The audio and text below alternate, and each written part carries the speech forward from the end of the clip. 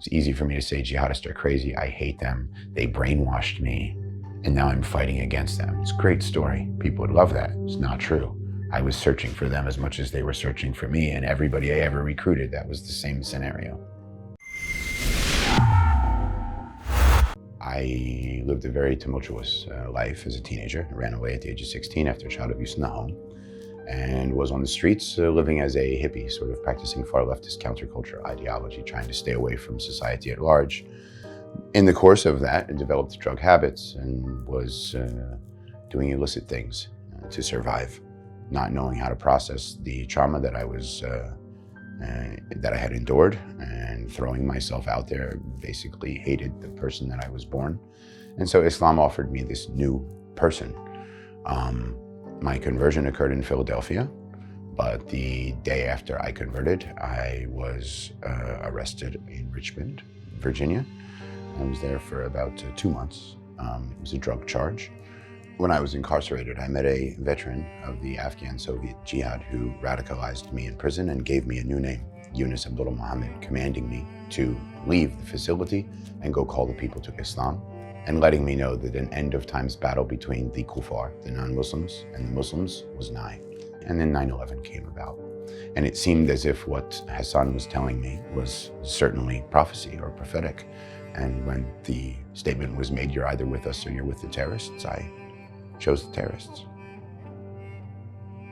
And so I, in conjunction with Yusuf al-Khattab, who was an Orthodox Jewish convert, and Abdullah Faisal, a firebrand cleric, a Jamaican cleric who was deported from the UK, started this movement and organization called Revolution Muslim. And Revolution Muslim was very much the first organization to tap into the power of online radicalization. So in 2009, as Revolution Muslim was growing and getting more and more connected to terrorist plots like Jihad Jane, sort of set the world on fire, because here you had a white woman in her bedroom radicalizing to the point where she was carrying out a transnational terrorist plot. And she was radicalized largely by watching Revolution Muslim videos. Now to a new controversy from South Park. South Park's spoof of the Prophet Muhammad is drawing death threats. A radical Muslim group warns the creators of South Park they could face violent retribution. The threats come from Revolution Muslim, a group located in New York City. The South Park writers decided that they were going to stand for the First Amendment and free expression. So preemptively, we issued a threat and let South Park know that if they did, they would likely end up killed, like other people had been killed before them. We made that clear with a picture of Theo Van Gogh, who made a movie about Islam and who was killed on a street in Amsterdam in 2004. It caused international controversy and a firestorm. One of the ways that it did cause that sort of controversy was a woman out in Seattle started Everybody Draw Muhammad Day. And people started to draw pictures of the Prophet, which is considered sacrilegious, and some of them very heinous. That led to controversy from the Muslim community. And then out of nowhere, my colleagues, Samir Khan and Anwar al-Awlaki, who were now embedded with Al-Qaeda in the Arabian Peninsula, issued the first issue of Inspire magazine, the English language jihadi magazine, that included not just a fatwa to kill those that had insulted the Prophet, but also directives on how they might be able to do it, with an article called How to Build a Bomb in Mom's Kitchen, for example. A second Muhammad episode ran, and it was slightly censored, actually significantly censored. After threatening the writers of South Park, I ran to Morocco until I was ultimately arrested. The United States government comes to fly me home, and I was asked whether I wanted to be called Jesse Morton or Yunus Abdullah Muhammad, and for some reason I said Jesse Morton. They told me that they were going to issue a series of charges that could potentially put me in prison for the rest of my life. And I began to negotiate a deal with the government that capped me at 15 years. While I was negotiating that deal, a guard in the facility did not like the fact that I was housed in solitary confinement.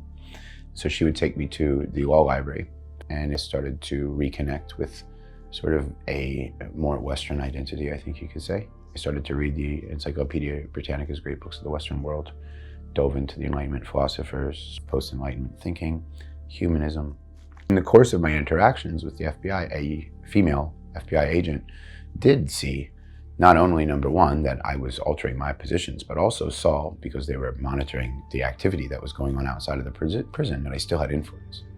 And so I began to cooperate with the FBI, and I began to help wherever needed, due to the fact that I was able to help them find out Americans that had traveled overseas and were plotting attacks or encouraging and directing attacks from abroad. And I was able to get intelligence for them. I was released after 3 years and 8 months on March 1st, 2015. Every time I think that the legacy that I left behind is over, something happens. Usman Khan killed someone coming home from prison in the United Kingdom a week and a half ago. I knew Usman Khan. He radicalized inside of my Pal Talk rooms on the internet. The Boston Marathon bombers utilized the recipe that was issued in Inspire magazine to build the pressure cooker bombs and the pipe bombs that were thrown at police in the aftermath in the days after the attack when they were apprehended. It was important because by that time, I was already incarcerated for a terrorism-related offense. And when I was sentenced, the prosecuting attorney for the federal government said, "Your Honor, someday, somewhere, someone's going to die as a result of these magazines. It hasn't happened yet, but it will, I can assure you." And I remember thinking in the courtroom, there's no way. And the Boston Marathon bombings made it apparent that there actually was a way, that it doesn't matter when you change or stop espousing a particular idea, that ideas are eternal. They die, they have no expiration date.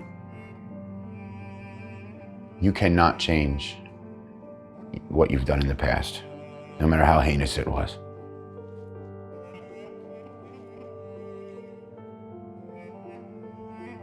So I wake up every day, and right now I have a roof over my head that allows me to do this every day and to make amends.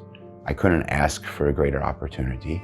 I will say that when things happen that show me the sustained resonance and impact of my ideas, my first reaction is to hate myself. My second reaction is to work harder.